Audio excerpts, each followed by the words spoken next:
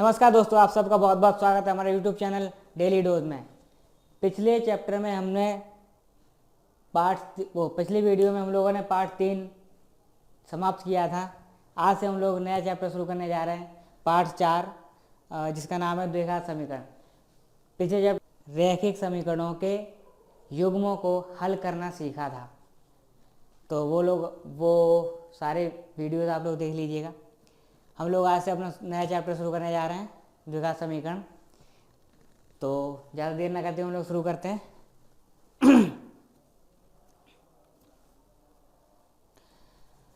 सबसे पहले जान लेते हैं द्विघात समीकरण होता क्या है। तो द्विघात समीकरण एक होता है द्विघात बहुपद।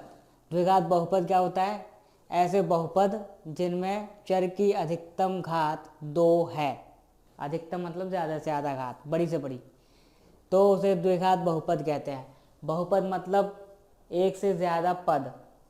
बहुपद 1 2 3, यहाँ पर 3 पद हैं हमारे पास। एक ये पद है, दूसरा ये पद है, तीसरा ये पद है। तो वैसे तो त्रिपद हो गया, लेकिन फिर भी हम लोग इसे शॉर्ट में बहुपद ही बोलते हैं। अब ये द्विघात बहुपद है क्योंकि इसकी सबसे बड़ी घात मीन्स चर की यानी x की सबसे बड़ी घात है 2। तो अधिकतम घात हो गई 2, इसलिए इसका नाम है द्विघात बहुपद। उदाहरण के लिए p ऑफ x बोलते हैं इसको, बराबर में ax² plus bx+ c। p of x means polynomial in x। Polynomial English में बोलते हैं, हिंदी में बहुपद बोलते हैं। चलिए आगे बढ़ते हैं। तो ये तो हुआ बहुपद, द्विघात बहुपद। अब द्विघात समीकरण क्या होता है? द्विघात समीकरण होता है कोई भी समीकरण, यही द्विघात बहुपद वाला, p of x is equal to 0, मतलब बराबर में 0 लिख दो इसी के, तो एक द्विघात समीकरण कहलाती है। जैसे कि ax² प्लस bx+ c बराबर 0, जिसके बराबर में 0 हो द्विघात समीकरण बोलते हैं इसको। इसका मानक रूप है, अभी ये मानक रूप में लिखा हुआ है क्योंकि ये घातों की घटते क्रम में लिखा हुआ है। सबसे बड़ी घात 2, फिर से छोटी घात 1, फिर 0। तो x की घात 0 होगी, तो ये घटते हुए क्रम में लिखा जाता है, इसलिए इसको एक मानक रूप बोलते हैं। अगर मानक रूप में कोई समीकरण ना दिया हो तो हम उसे मानक रूप में लिख लेते हैं, उसके बाद ही सॉल्व करते हैं। चलिए आगे बढ़ते हैं।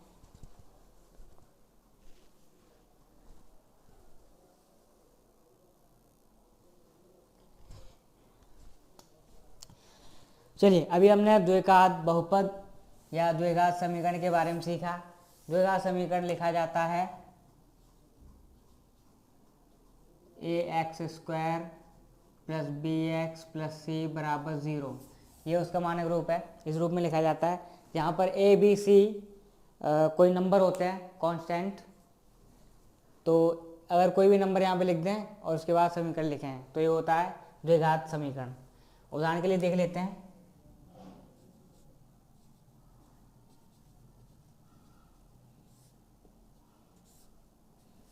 उदाहरण के लिए 1/x - 3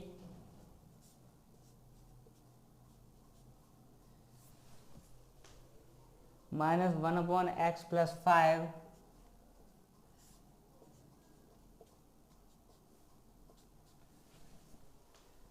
बराबर 1/6।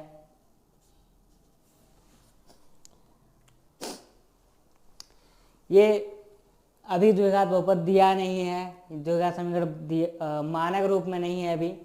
इसको पहले हमें सॉल्व करना पड़ेगा, उसके बाद इसे मानक रूप में लिखना पड़ेगा, तब इसको सॉल्व करना है, इसके मान मतलब हल निकालने। तो सबसे पहले इसे सॉल्व कर लेते हैं। x - 3 और x + 5 का एलसीएम ले लेते हैं, तो आएगा x - 3 x + 5। एलसीएम आ गया, दोनों ब्रैकेट आ गए। अब x - 3 का x - इसमें पूरे में डिवाइड करेंगे तो x - 3 से x - 3 कट जाएगा, बचेगा x + 5। तो x + 5 का मल्टीप्लाई ऊपर करेंगे 1 में, तो x + 5 ही आएगा। माइनस लगाया, x + 5 का डिवाइड इस पूरे में करेंगे तो x + 5 से x + 5 कट जाएगा, बचेगा x माइनस थ्री। तो x माइनस थ्री का मल्टीप्लाई यानी गुणा ऊपर वाले नंबर में करेंगे अंश में, तो एक बार जाएगा तो x माइनस थ्री ही इसमें आएगा, बराबर में 1/6। ब्रैकेट खोलेंगे ऊपर का, नीचे भी गुणा करेंगे, ऊपर का ब्रैकेट खोलेंगे, x plus 5 minus x plus का 3, माइनस का इससे गुणा हुआ तो माइनस एक्स, माइनस का माइनस 3 से गुणा हुआ तो प्लस का 3। नीचे गुणा करेंगे x का x में, एक्स स्क्वायर एक्स का प्लस 5 में प्लस 5x, माइनस 3 का x में माइनस 3x, माइनस 3 का 5 में प्लस के 5 में माइनस के 15, बराबर 1/6। ऊपर वाले सॉल्व करेंगे, x से x कट जाएगा, बचेगा 5 और 3 8, बट्टे में एक्स स्क्वायर, 5x में से 3x कट गए तो बचे 2x प्लस के माइनस के 15, बराबर 1/6। क्रॉस मल्टीप्लाई किया, इसका तो एक बार होगा, तो ये हो गया x square plus 2x minus 15, बराबर 8 छिक्के 48। इस 48 को इधर लेकर आएंगे, x square plus 2x minus 15, ये उधर प्लस के इधर आएंगे माइनस के ही 48, बराबर 0। जो भी वैल्यू प्लस की होती है बराबर की दूसरी तरफ आने पर माइनस की हो जाती है, और माइनस की वैल्यू अगर होती है तो बराबर की दूसरी तरफ जाने पर प्लस की हो जाती है। गुणा वाला भाग में बदल जाता है, भाग वाला गुणा में बदल जाता है।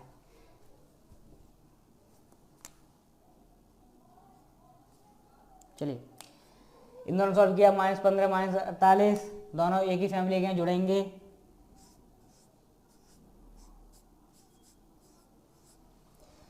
तो माइनस 15 माइनस 48 जोड़कर आया माइनस के 8 5 13 और एक हासिल 5 और 1 6, बराबर में 0। यह आया हमारा द्विघात समीकरण, वो भी अपने मानक रूप में। तो मानक रूप में है सबसे बड़ी घात पहले है, उसके बाद घात 1 है x की, फिर x की घात 0 है। द्विघात समीकरण है। अब इसको हल करके हमें इसके आंसर निकालने हैं। कैसे करते हैं?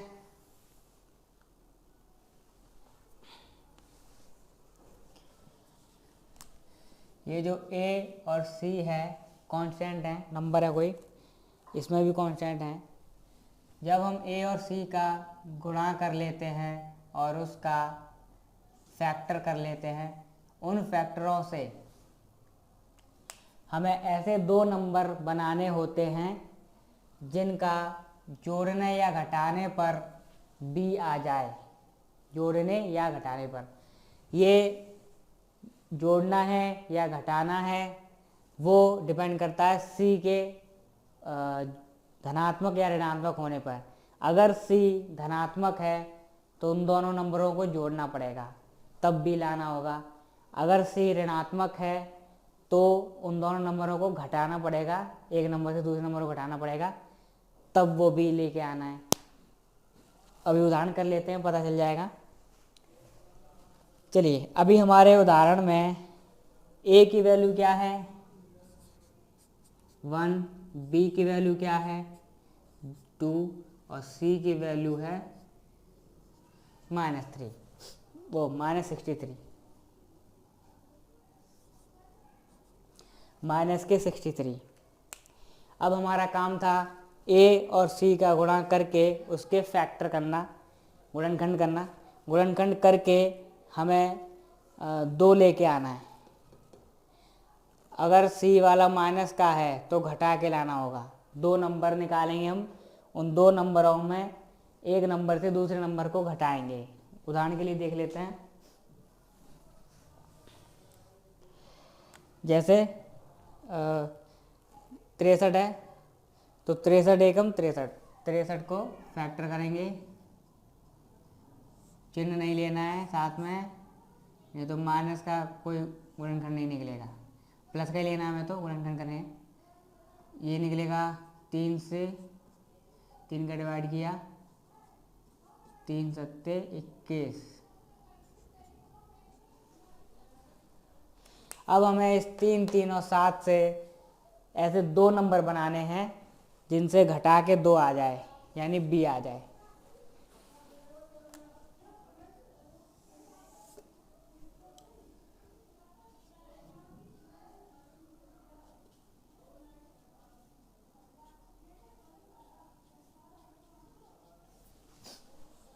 हमें लाना है 2 और ऐसे 2 नंबर चाहिए, इन दोनों का मल्टीप्लाई करेंगे तो आएगा 9 और इससे 7, तो 9 माइनस 7 2 आएगा। जब 9 में से 7 को घटाएंगे तो 2 आएगा, तो इसको लिखेंगे हम, इस 2 की जगह पे हमें लिखना है 9 माइनस 7। देखते हैं,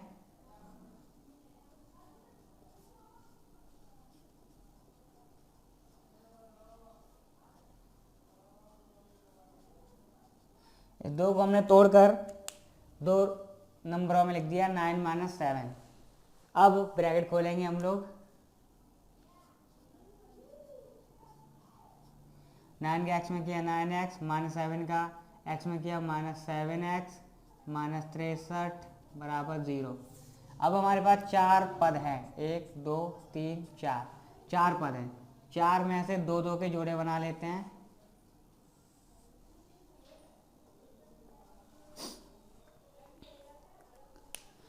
जब 4 पद बन गए, उनमें से 2 2 जोड़े बना लिए, अब हम 2 2 जोड़ों में से एक एक चीज कॉमन लेंगे। कॉमन मतलब उभयनिष्ठ, जो दोनों में हो। दोनों में क्या है, x है, हम दोनों से केवल x ही बाहर निकाल सकते हैं, जो दोनों से मिल जाएगा। हमें निकाल लिया हमने, और जो बचेगा उसको ब्रैकेट में लिखना होता है। यहाँ पर क्या बचेगा, पहले में एक x बाहर निकाल लिया, एक x बचा, प्लस लगाया, यहाँ पर बचेगा x चला गया, 9 बचा। अब ये 2 जोड़ा, फिर से इन दोनों जोड़ों में से क्या बाहर निकाल सकते हैं हम लोग, माइनस का 7 बाहर चला गया, प्लस का x बचा, यहाँ से भी माइनस का 7 चला जाएगा, यानी माइनस 7 से डिवाइड हो जाएगा, प्लस का 9 हो जाएगा, 9 सत्ते 63, 7 निम 63। तो 7 गुणा 9 लिखा था, यहाँ से 7 चला गया तो 9 बच गया, बराबर 0।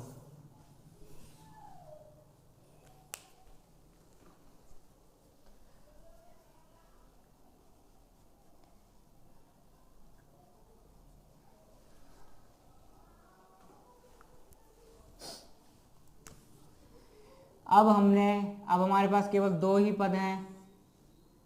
अब 2 पद में से कौन सा कॉमन आ रहा है, ये ब्रैकेट पूरा, ये पूरा ब्रैकेट दोनों पदों में है, तो ये ब्रैकेट हमने पूरा बाहर ले लिया। अब जो बचेगा उसको ब्रैकेट में लिखना है। क्या क्या बचा, पहले में से कॉमन लिया पूरा ब्रैकेट, तो यहाँ पे बचेगा x, यहाँ से पूरा ब्रैकेट बाहर चला गया तो माइनस 7, बस इतना ही बचा। अब इनको अलग अलग सॉल्व करेंगे, x प्लस 9 बराबर 0 और x माइनस 7 बराबर 0।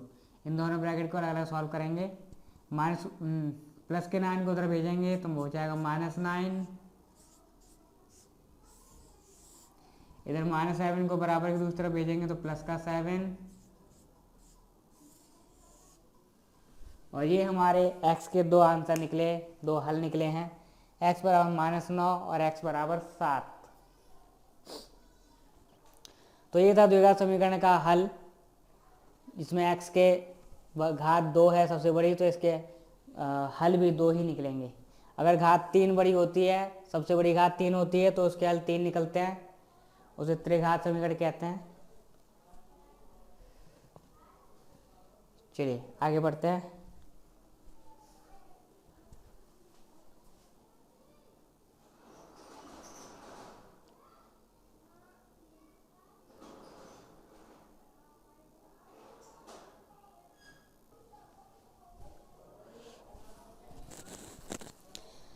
दोस्तों अभी हम लोगों ने एक द्विघात समीकरण को हल किया एक उदाहरण से। अब हम लोग उसी उदाहरण की तरह एक एक्सरसाइज में अभ्यास करेंगे जिसका नाम है अभ्यास 4.1।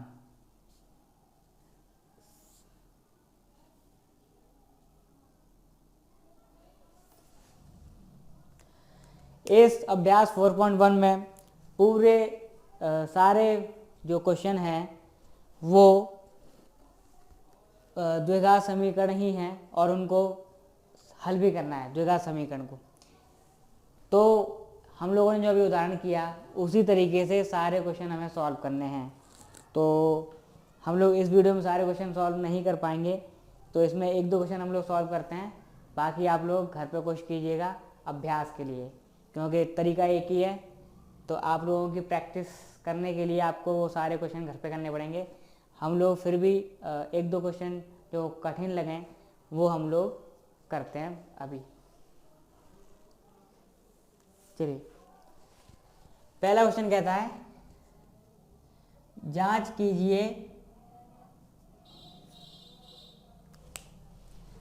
कीजिए कि क्या निम्न द्विघात समीकरण है। तो चलिए पहला क्वेश्चन उठा लेते हैं। x+1 का स्क्वायर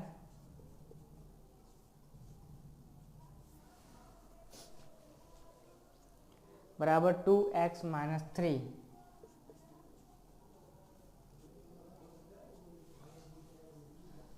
हमें पता करना है कि द्विघात समीकरण है या नहीं है। अगर ये अपने मानक रूप में आ जाता है तो ये द्विघात समीकरण है। देख लेते हैं।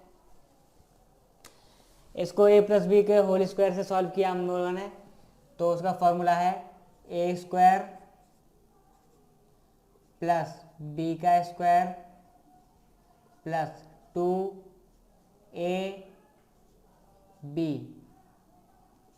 a² + b² + 2ab और यहाँ पर है 2x - 3। x² + 1 + 2x बराबर 2x - 3। इन सबको इधर लेकर आते हैं बराबर किस तरफ। तो x² + 1 + 2x - 2x - 3, अच्छा प्लस का 3 हो गया इधर आने पर, बराबर 0। 2x से 2x कट गया, +1 और +3 हो गए 4।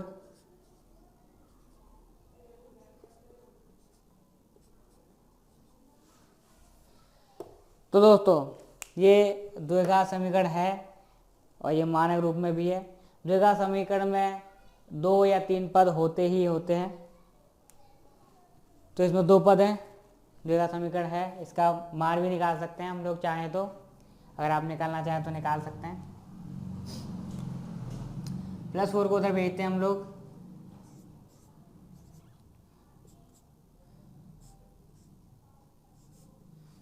-4 हो जाता है।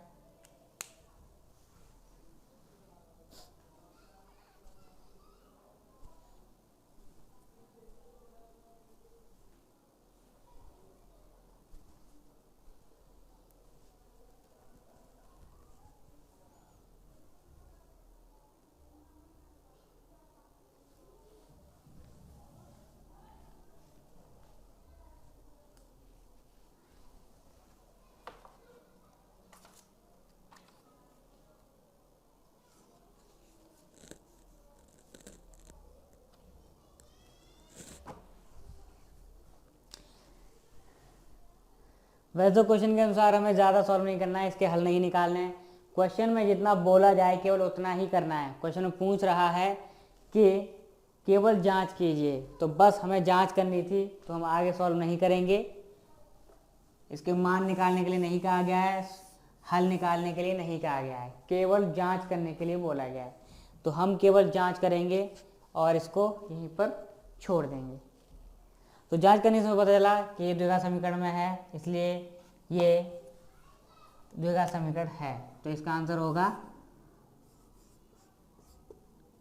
हाँ, हाँ ये द्विघात समीकरण है।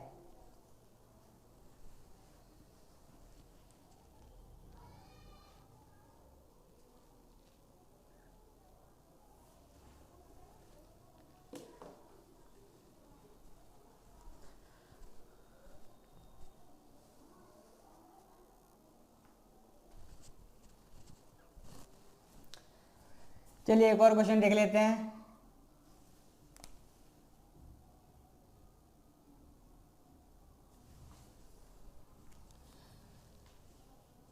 थ्री का फर्स्ट क्वेश्चन,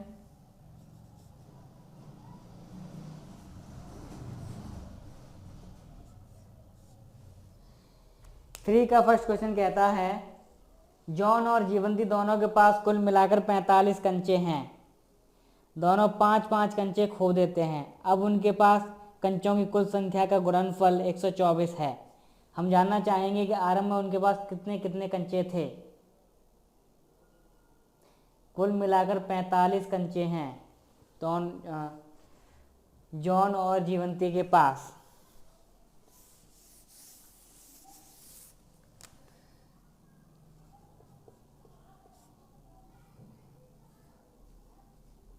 माना जो चीज़ हमें नहीं पता होती है उसको हम लोग मान लेते हैं। हमें अभी नहीं पता कि जॉन और जीवंती के पास कितने कंचे हैं, तो मान लेंगे। माना जॉन के पास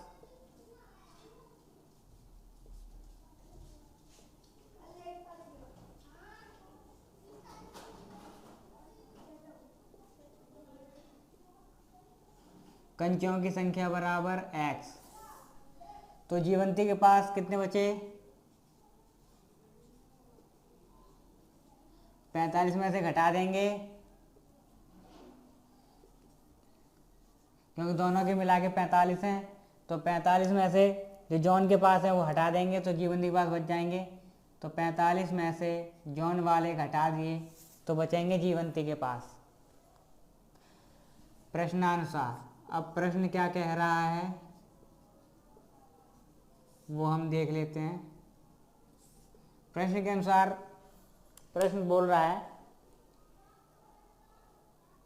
कि दोनों 5-5 कंचे खो देते हैं, मतलब दोनों में से 5-5 कंचे कम हो जाते हैं।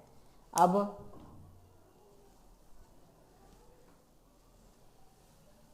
इसमें से 5 कंचे कम हो गए, इसमें से 5 कंचे कम हो गए, तो पहले में से 5 कंचे कम हुए, दूसरे में से 5 कंचे कम हो गए। कह रहा है 5-5 कंचे खो देते हैं, तो अब उनके पास कंचों की संख्या का गुणनफल, अब ये कंचों की संख्याएं हैं दोनों के पास, उनकी संख्या का गुणनफल 124 है, बराबर में 124 है।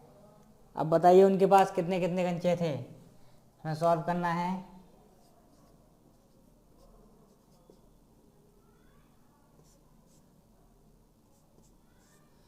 पैंतालीस माइनस 5 तो बचेगा 40 माइनस x बराबर, इस 45 में से 5 को कम कर दिया हमने, 40 बच गया। अब इन दोनों ब्रैकेट का गुणा करेंगे हम लोग। पहले x का गुणा करेंगे 40 में, तो 40x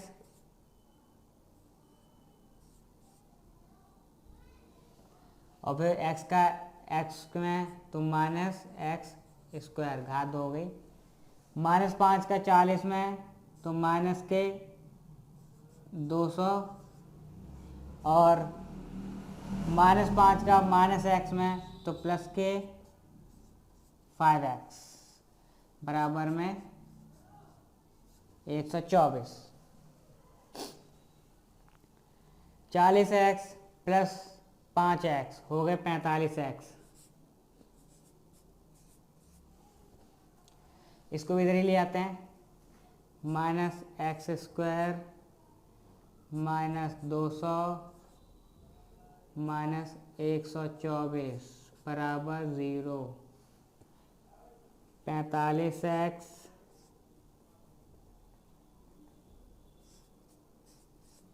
minus x square minus के 200 माइनस के 124, दोनों माइनस की फैमिली के हैं, जोड़ेंगे एक ही फैमिली के हैं तो जोड़ के आ जाते हैं 324, वो भी फैमिली के साथ।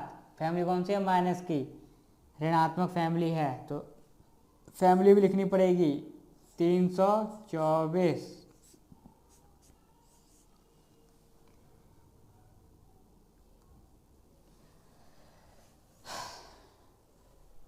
अभी हमारा समीकरण मानक रूप में नहीं है, इसको हमें मानक रूप में बनाना पड़ेगा। मानक रूप में बनाएंगे तो आएगा माइनस एक्स स्क्वायर प्लस का 45x माइनस के 324 बराबर 0। अब एक्स स्क्वायर माइनस का नहीं रखते हम लोग, इसलिए इसको प्लस बनाना पड़ेगा।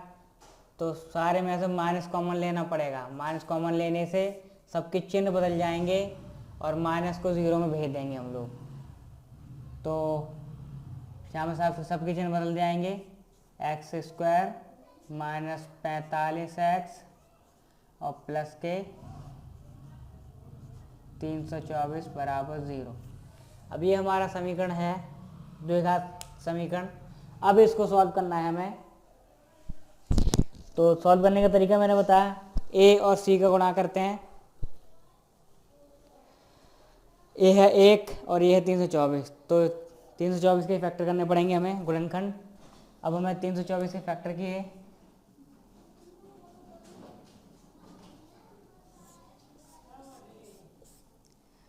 दो एकम 2, 2 छक्के 12, 2 दूनी 4, 2 अट्ठे 16, 2 एकम 2, 3 दूनी 6, 3 सत्ते 21, 3 निम 27, 3 तिया 9। चलिए, अब इन नंबरों से हमें ऐसे दो नंबर बनाने हैं कि जोड़कर, सी वाला धनात्मक है इसलिए हमें जोड़ के लाना होगा, कि जोड़कर 45 आ जाए। ऐसे दो नंबर बनाने हैं कि जोड़कर 45 आ जाए। सी वाला नंबर अगर धनात्मक है तो जोड़कर लाना होता है आंसर, मतलब 45 बनाने जोड़कर, उन दो नंबरों को जोड़कर। अगर यहाँ पे माइनस लिखा होता तो घटाकर बनाते हम लोग 45। अभी हमें जोड़ के बनाने 45, तो दोनों नंबरों को जोड़ना पड़ेगा। तो ऐसे कौन से दो नंबर हैं जिनसे 45 आ जाए, देखते हैं। 3 तिया 9, तिया 27, 3 दूनी 6 दूनी 12, 12 और 27 नहीं आएगा।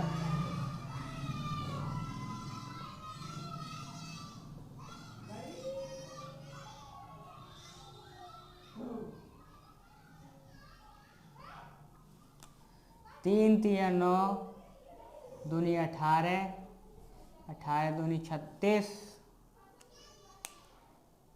और 3 तिया 9, 36 और 9 45 आ रहा है, आ रहा है 36 9 45 आ रहा है।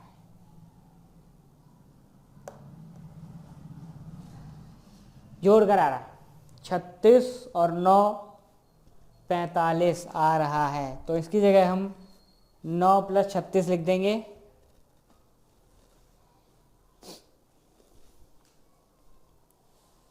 चलिए बढ़ते हैं आगे।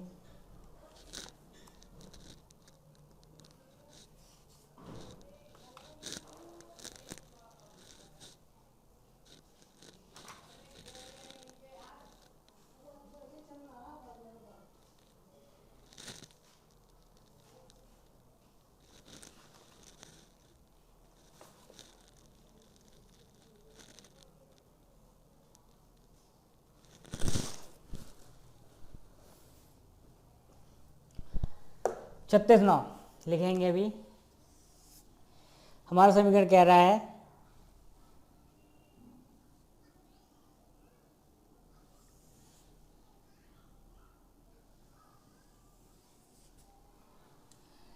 X square minus 45 x plus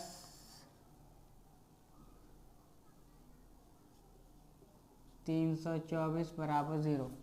3609 से आ रहा है इसका, 3645 होते हैं तो 36 प्लस 9, उल्टा भी लिख सकते हैं, 9 प्लस 36 भी कर सकते हैं, आंसर वही रहेगा x प्लस 324 बराबर 0। ब्रैकेट खोला, माइनस का भी अंदर गुणा होगा, x का भी अंदर गुणा होगा, तो एक्स स्क्वायर माइनस 36x हो गया, माइनस का फिर से गुणा, माइनस 9x प्लस 324 बराबर 0। दो दो के जोड़े बनाए, उनसे कॉमन लिया, पहले से कॉमन आया x और बचा क्या, वो ब्रैकेट के अंदर लिखना है, तो इसमें बचेगा x माइनस इसमें बचेगा 36 क्योंकि x बाहर आ चुका है, इसमें से कॉमन लेना पड़ेगा माइनस 9, यहाँ पे बचेगा x माइनस बचेगा यहाँ पर और यहाँ पे बचेगा 36। पूरा ब्रैकेट ही कॉमन ले लेते हैं क्योंकि दो पद बचे हैं हमारे पास, पूरा ब्रैकेट कॉमन ले लेते हैं तो ब्रैकेट आता है x माइनस 36 और दूसरे ब्रैकेट में जो बचेगा वो तो x माइनस 9।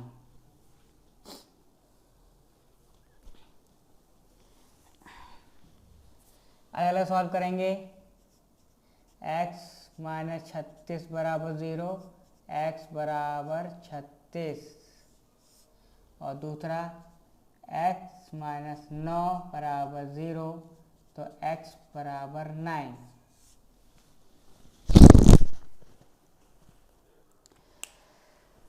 तो इसके दो आंसर आते हैं,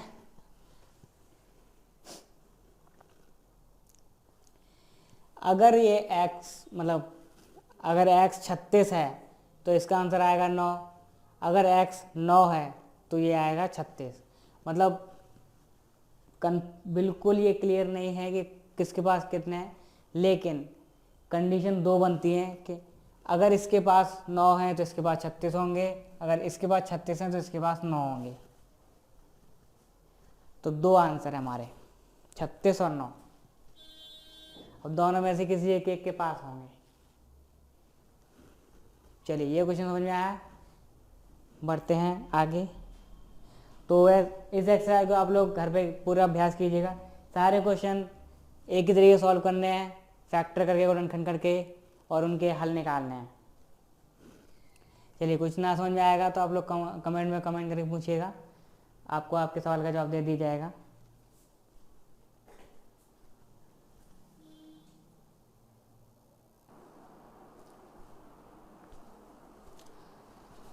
चलिए दोस्तों अब बढ़ते हैं अपने अगले टॉपिक की ओर।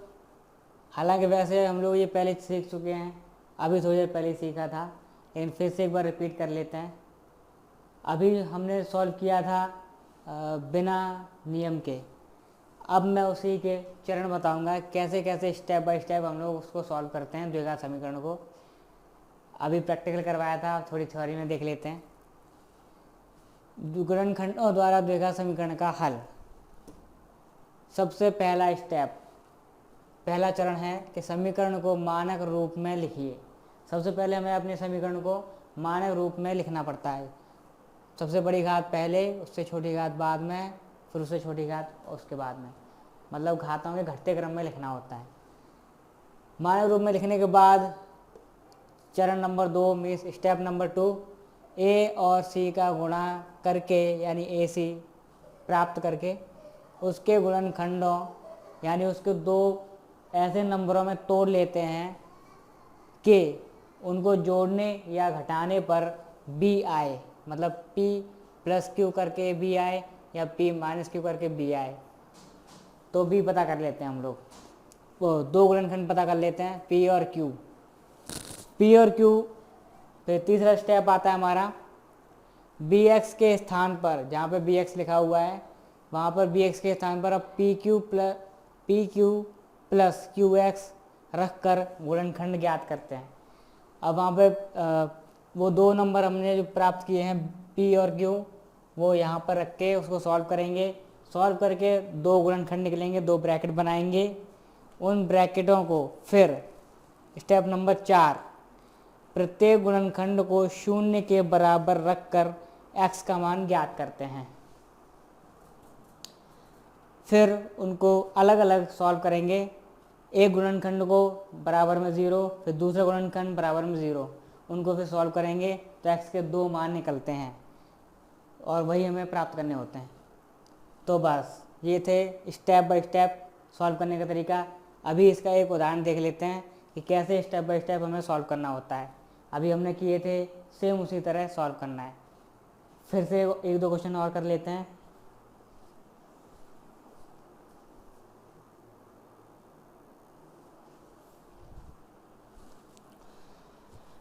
चलिए दोस्तों, एक उदाहरण ले लेते हैं। एक उदाहरण है 2x² + 3x - 189 बराबर 0। अब इसको हम लोग गुणनखंडों द्वारा दिए गए समीकरण का हल निकालेंगे। कैसे करना होता है, अभी हमने कुछ 4 स्टेप्स सीखे थे, उन 4 स्टेप्स का प्रयोग करेंगे इसमें। सबसे पहले इसको मानक रूप में बदलना होता है, हालांकि ये पहले से मानक रूप में लिखा हुआ है, तो हम स्टेप बाय स्टेप करेंगे। पहला स्टेप, मानक रूप।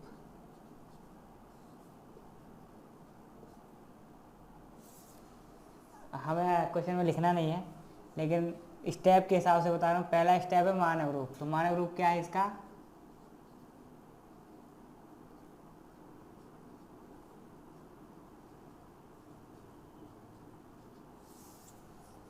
मानक रूप है कि सबसे बड़ी घात पहले होनी चाहिए, उससे छोटी घात उसके बाद में, फिर उससे छोटी घात उसके बाद में। ये हो गया इसका मानक रूप। अब इसके बाद सेकंड स्टेप हमारा है,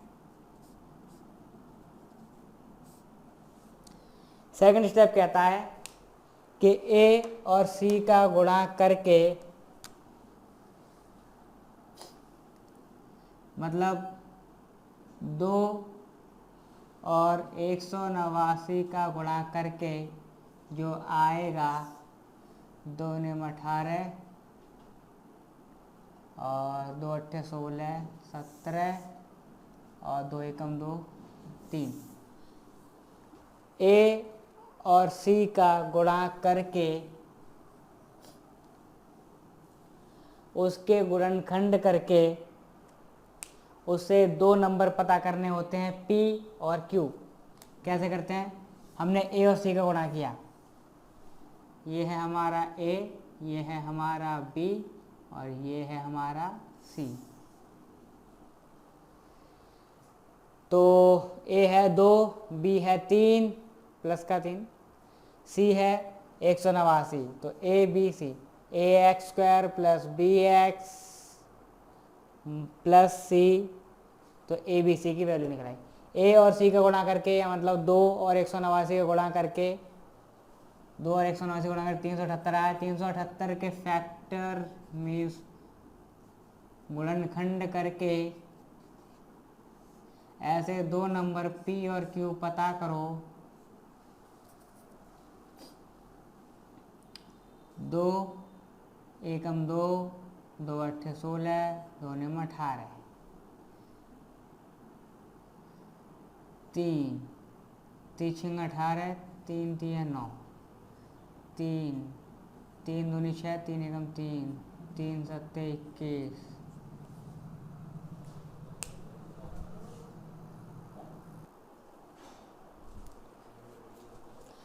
तो दोस्तों, इन नंबरों से हमें ऐसे 2 नंबर पता करने हैं जिनको घटाने पर, आपस में घटाने पर b आना चाहिए, मतलब 3 आना चाहिए। c को देखकर हमें पता चलता है कि नंबरों को जोड़ने पर b लाना है या नंबरों को घटाने पर लाना है। तो c अगर धनात्मक है तो जोड़ने पर लाना है, और अगर c ऋणात्मक है तो घटा के लाना है। तो c ऋणात्मक इसलिए हमें घटा के लाना पड़ेगा। तो 2 नंबर हमें ऐसे चाहिए जिनको आपस में घटाने पर b आ जाए, मतलब 3 आ जाए। तो देखते हैं कौन से नंबर हैं। 7 × 21, 3 × 3 = 9 दूनी 18, तो 21 और 18 ऐसे दो नंबर हैं, इनको आपस में घटाने पर 3 आ जाता है, यानी b आ जाता है। तो एक नंबर निकला p, ये निकला q। अगर इनको घटाएंगे तो p माइनस क्यू, d आ जाएगा 3। जैसे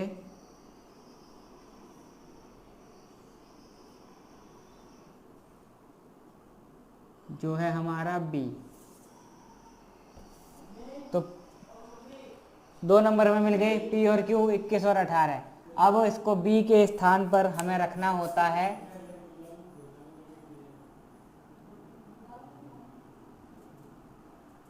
b मतलब 3 के स्थान पे हमें रखना है इन दो नंबरों को, घटा के लिखना है।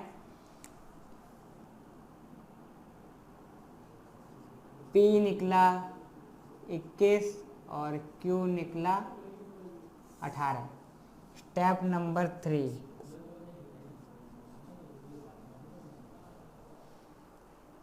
ये रफ वर्क है हमारा। इस सेकंड स्टेप को हमें यहाँ पर नहीं लिखना होता।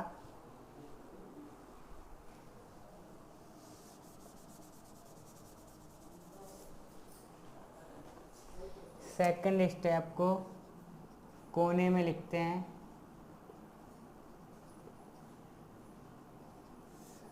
इसका जो सेकंड स्टेप है वो यहाँ पे आएगा।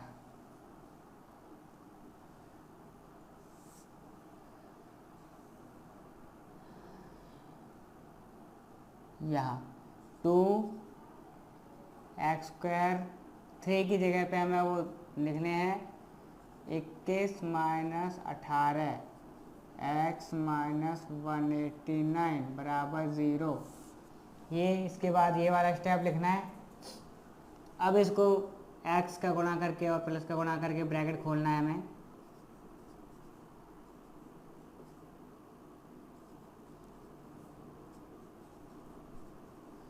इक्कीस का x में गुणा किया प्लस के 21x माइनस 18 गुणा किया माइनस के 18x।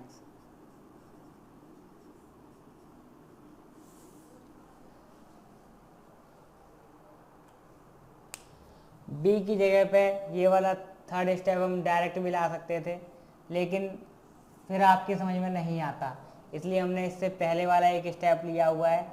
ब्रैकेट मतलब b की जगह पर इन दोनों को एक साथ लिखना, केवल b की जगह पर, और उसके बाद ब्रैकेट खोलना है। तो क्वेश्चन में कोई गड़बड़ी नहीं होगी, हमेशा आंसर सही ही आएगा।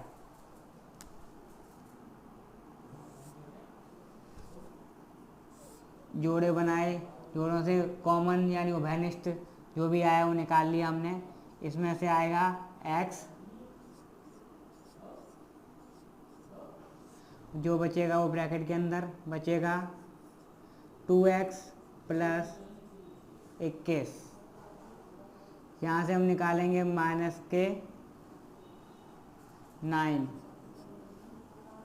क्योंकि हमें ये दोनों ब्रैकेट एक जैसे बनाने होते हैं। तो हमें शुरुआत में चाहिए 2x, तो यहाँ से 2x बचेगा तो 9 बाहर निकालने पड़ेंगे, इसलिए हमने 9 को बाहर लिया। तो यहाँ पे 2x प्लस 21 बराबर 0। अगर ये दोनों ब्रैकेट अलग अलग आते हैं, इसका मतलब आपके क्वेश्चन में कहीं गलती है। ये ब्रैकेट हमेशा एक जैसे ही आने चाहिए। चलिए, अब दो बहुपद हो गए हमारे पास। दो पद हैं। अब दो पद में से कॉमन क्या आ रहा है? पूरा ब्रैकेट कॉमन आ रहा है, तो हमने बना लिया, ब्रैकेट ही कॉमन ले लिया 2x प्लस 21। अब जो बचेगा वो दूसरे ब्रैकेट के अंदर क्या बचा? इसमें बचा x और माइनस और 9। ये था हमारा थर्ड स्टेप था b की जगह पर p और q को लिखना। अब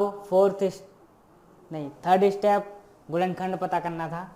सेकंड स्टेप में ये p की जगह पर लिखना था हमें।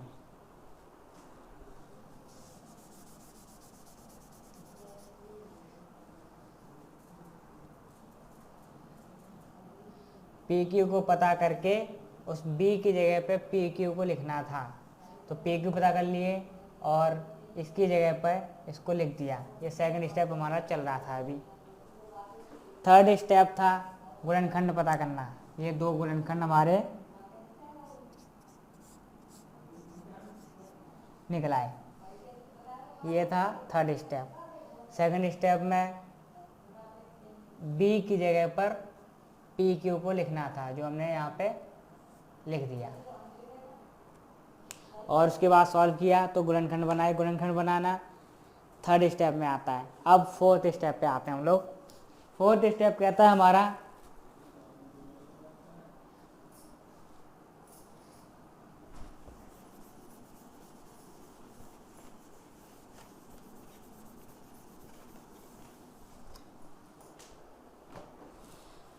फोर्थ स्टेप कहता है कि हमें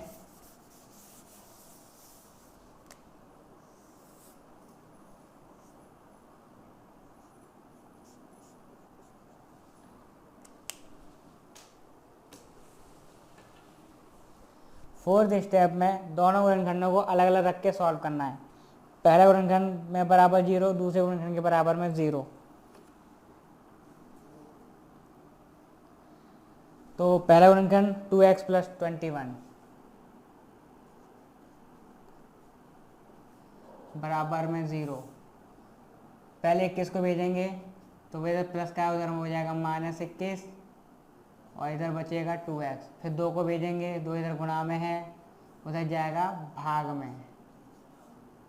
तो ये हमारा x का एक आंसर आया, एक हल। दूसरा ब्रैकेट उठाएंगे, 9 को उधर भेजेंगे, इधर माइनस का उधर प्लस का हो जाएगा और ये हमारा आया दूसरा हल। x के दो मान आए हमारे पास, -21/2 और दूसरा 9। तो ये थे हमारे समीकरण के हल 4 स्टेप में। पहला स्टेप मानक रूप में लिखिए, दूसरा स्टेप p और q पता कीजिए और b की जगह पे p और q को रख दीजिए। उसके बाद सॉल्व कीजिए। सॉल्व करने के बाद थर्ड स्टेप कहता है कि उनके गुणनखंड बना लीजिए। तो सॉल्व करने के बाद गुणनखंड बन गए। गुणनखंड बनने के बाद चौथा स्टेप कहता है कि उन गुणनखंडों को एक एक करके सॉल्व कीजिए, अलग अलग। मतलब पहले गुणनखंड बराबर 0 और दूसरा गुणनखंड बराबर 0 रख कर सॉल्व कीजिए, तब x के दो मान निकलते हैं और इस तरीके से हमारा द्विघात समीकरण सॉल्व हो जाता है।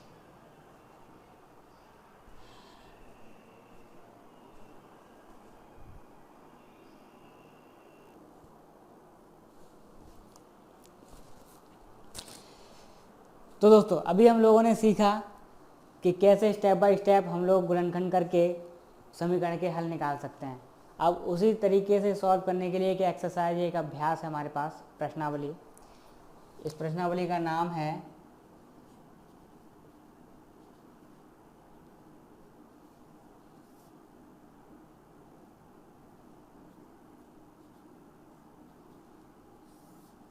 प्रश्नावली 4.2।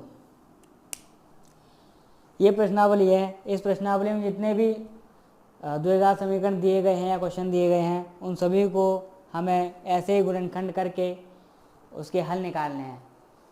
तो चलिए एक क्वेश्चन देख लेते हैं। एक क्वेश्चन है, क्वेश्चन नंबर 5।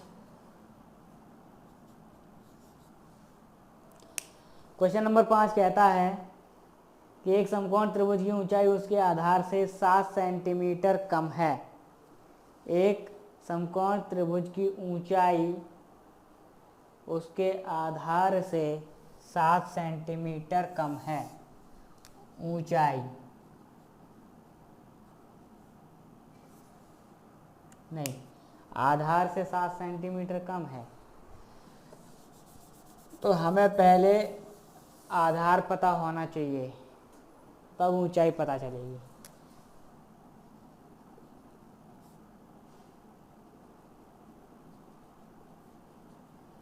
माना आधार बराबर x मीटर, तो ऊंचाई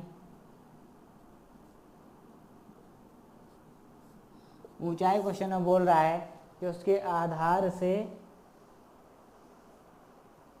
7 सेंटीमीटर कम है। सेंटीमीटर लिखा हुआ है, आधार से 7 सेंटीमीटर कम है। एक समकोण त्रिभुज है,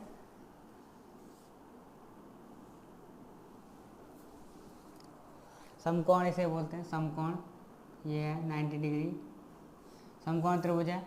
समकोण त्रिभुज में आधार नीचे होता है, लेकिन उसकी जो ऊंचाई है वो आधार से 7 सेंटीमीटर कम है ऊंचाई।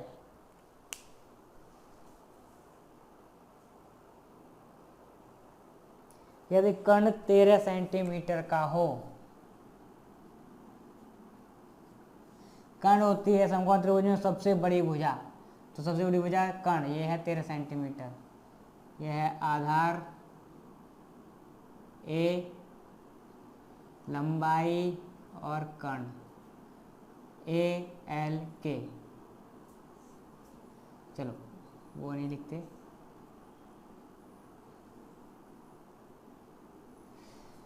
तो ये हो गए हमारे आधार, लंबाई और कर्ण।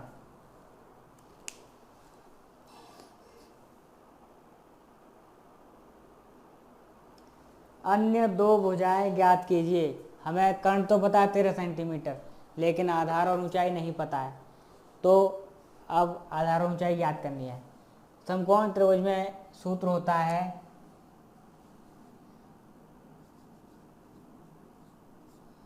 कर्ण का वर्ग यानी स्क्वायर बराबर आधार का वर्ग प्लस लंबाई या ऊंचाई का वर्ग।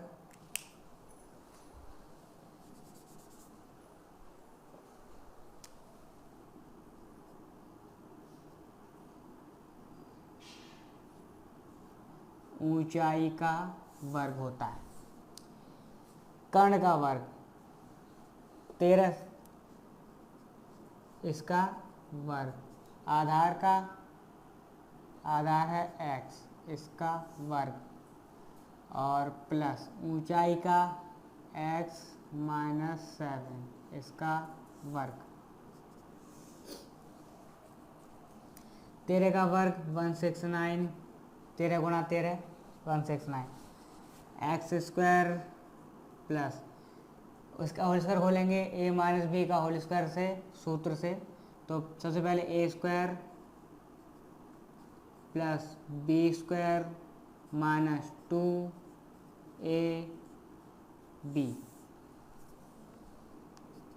ये 169 ही रहा। ये हो गए 2x स्क्वायर, 7 का स्क्वायर प्लस 49 माइनस के 7 दूनी 14x। इस 169 को उधर ले जाएंगे,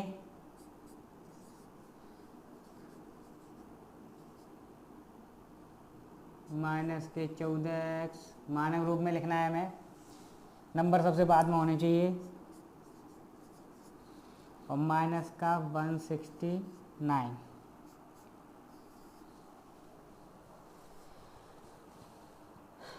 to x square minus 14x, यहाँ बचेंगे माइनस के कितने बचेंगे 0, 6 में 4 गए 2, 1, 120। 2 कॉमन ले सकते हैं, 0 भेज देंगे, x square minus 7x minus 60, 2 common लेके 0 भेज दिया, इधर बचा x square minus 7x minus 60। अब हमें वही गुणनखंड करके x के 2 मान निकालने हैं, चाहे 0 किसी तरह हो सकता है, इधर लिख लो या इधर लिख लो, एक की बात है। तो x square minus 7x minus 60, 60 और 1 का गुणा करके फैक्टर करके 7 बनाना है, वो भी माइनस करके, यानी 2 नंबर ऐसे पता करने हैं इनको घटाने पर 7 आए। तो 60 के फैक्टर किए हमने, गुणनखंड किए,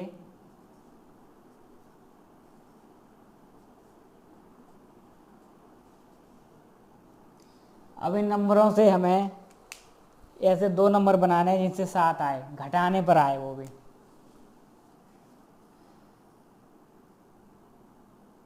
तीन दूनी 6 दूनी 12, 12 में से 5 घटाएंगे तो 7।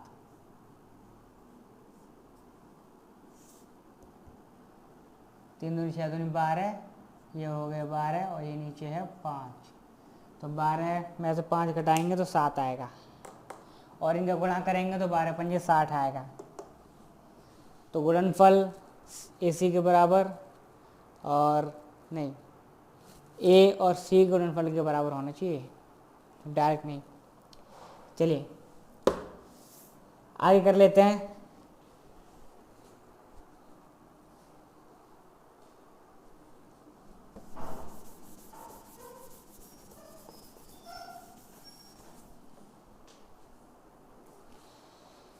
इसके गुणन किए हमने 12 और 5। तो आगे करते हैं।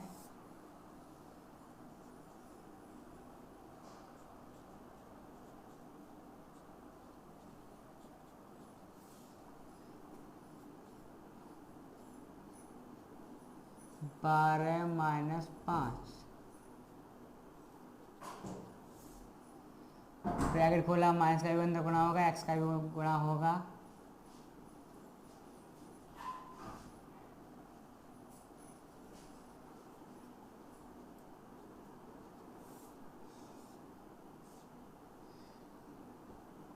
कॉमन लेना है, दोनों में से क्या आएगा, x। इन दोनों में कॉमन आ गया x, ब्रैकेट में क्या बचेगा, इसमें से बचेगा x माइनस इसमें से बचेगा 12। इसमें से कॉमन लिया हमने, दोनों में से 5 कॉमन ले लिया, तो इसमें बचेगा x माइनस लगाया, 5 का भाग दिया 12। दोनों ब्रैकेट एक जैसे आ गए, सही है, दोनों ब्रैकेट एक जैसे आने चाहिए। अब दोनों में से ब्रैकेट ही कॉमन ले लिया, तो आया, ब्रैकेट कॉमन लेने के बाद जो बचेगा वो ब्रैकेट में लिखना है। इसमें क्या बचा, ब्रैकेट बाहर चला गया, x बचा। इसमें क्या बचा, प्लस का 5, ब्रैकेट बाहर चला गया, कॉमन ले लिया। अब इन दोनों का अलग अलग सॉल्व करना है। x माइनस 12 बराबर 0, x प्लस 5 बराबर 0, x बराबर 12, माइनस का था उधर है भैया, प्लस का हो गया, x बराबर माइनस 5, इधर प्लस का 5 था उधर जाके माइनस का हो गया, इधर धनात्मक था उधर जाके ऋणात्मक हो गया, बराबर के दूसरी तरफ। अब हमें आंसर निकालना था आधार। आधार हमारा आंसर कभी माइनस में नहीं हो सकता क्योंकि आधार प्लस में ही आएगा, तो इसलिए हमारा आधार ये है 12। तो वो आधार निकला हमारा 12।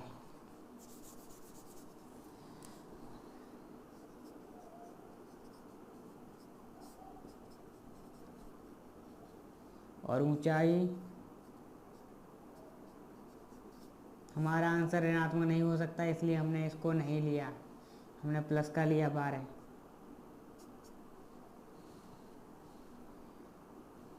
x माइनस 7 थी, x की वैल्यू है 12 माइनस 7, बची 5 सेंटीमीटर ऊंचाई। ये है हमारे आंसर।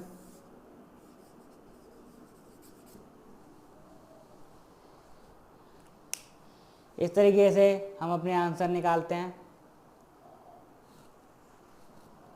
अब पूरी एक्सरसाइज आप लोग घर पर अभ्यास कीजिएगा, जो क्वेश्चन ना आए वो आप लोग कमेंट में करके पूछिएगा, आपको आपके सवाल का जवाब दे दिया जाएगा। और हमारा और अगले वीडियो में हम लोग इससे अगले टॉपिक पढ़ेंगे, चौथे चैप्टर के ही। अभी चौथा चैप्टर अभी आगे है। तो चलिए दोस्तों, मिलते हैं अब अगले वीडियो में, तब तक आज के लिए नमस्कार।